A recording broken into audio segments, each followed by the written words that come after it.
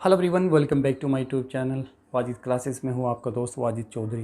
दोस्तों, आप कुछ इस तरह के सेंटेंस तो अक्सर अपने डेली लाइफ में बोलते होगे। जैसे मैंने कहा, अब बचा ही क्या है कहने को, अब बचा ही क्या है खाने को, अब बचा ही क्या है पढ़ने को, अब बचा ही क्या है लिखने को, अब बचा ही क्या है खेलने को। तो दोस्तों, जब भी आपको कुछ इस तरह के सेंटेंस इंग्लिश में बोलने हो, जब आप कहते हो कि अब बचा ही क्या है, तो आप ऐसे सेंटेंस इंग्लिश में कैसे बोल पाएंगे। तो आज की इस वीडियो लेक्चर में आपको यही सिखाने वाला हूँ कि आप कुछ इस तरह के सेंटेंस बड़े आसानी से इंग्लिश में कैसे बोल सकते हैं।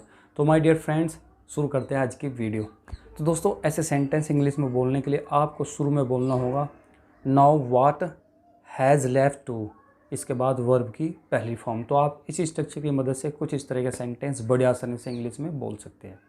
चलिए कुछ एग्जांपल ले लेते हैं, आप उनसे बड़े आसानी से समझ जाएंगे। जैसे मैंने कहा, अब बचा ही क्या है खाने को, तो आप कैसे कहेंगे? तो आप कहेंगे now what has left to eat, कि अब बचा ही क्या है खाने को।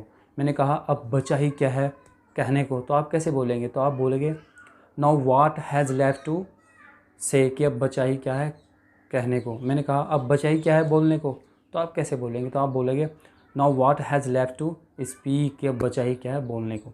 अब बचा ही क्या है पढ़ने को, तो आप कैसे बोलेंगे? तो आप बोलेंगे now what has left to read, कि अब बचा ही क्या है पढ़ने को।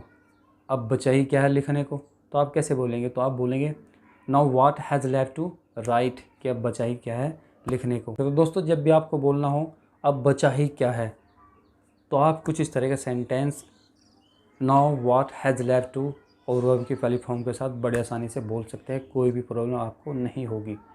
तो आई होप कि आपको वीडियो पसंद आई हो। अगर आपको वीडियो पसंद आई हो तो वीडियो को लाइक, शेयर और चैनल को सब्सक्राइब करना ना भूले। एक सेंटेंस मैं आपके लिए होमवर्क में दे रहा हूँ। जैसे मैंने कहा अब बचा ही क्या है उसे बताने को, तो दोस्तों आप इस सेंटेंस को इंग्लिश में कैसे बोलेंगे हमें कमेंट करके ज़रूर बताएं। और साथ ही हमारे चैनल पर जितनी भी तमाम वीडियो हमने बनाए उन सभी वीडियो को देखिए, उन्हें शेयर कीजिए। अगर आप ये सभी वीडियो देख लेते हैं तो मुझे उम्मीद है कि आपको इंग्लिश समझने में, इंग्लिश बोलने में बड़ी आसानी हो जाएगी। आप बड़े आसानी से इंग्लिश को बोल सकते हैं, समझ सकते हैं। तो guys, thank you so much for watching this video और चैनल को सब्सक्राइब करना ना भूलें और ऐसे इंग्लिश सीखते रहें।